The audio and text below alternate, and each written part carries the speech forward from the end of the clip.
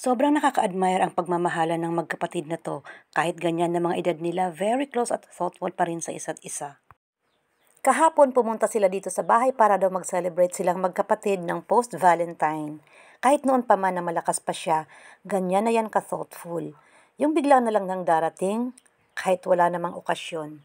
At may mga daladalang pagkain.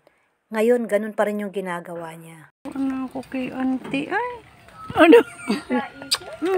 Buwan ako kading. Ano ka ta nag-iyan? Oh. Ano ka talagiyan sa ade? Gusto kang babay. Ay, gayon.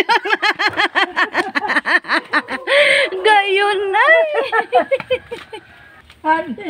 Turog. Gayon. Hindi ko ako no di darwa. Hindi ko no nagkabinayagan sa hapon. Ano ulat ng kamukha na? Amo. Ah. Natagisuman ko si tatay. Tay. Sabi si May Esther. Bisitawon ni ka.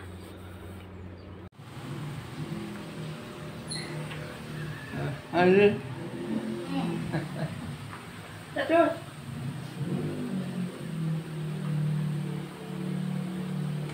Nag-celebrate kita sa Valentine.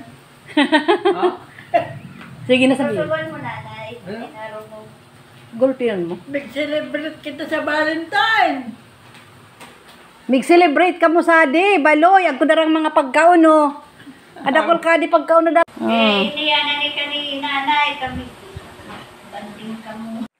They are equally thoughtful at ang kanyang manugang na si Ernie na nag-celebrate din ng kanyang birthday kahapon.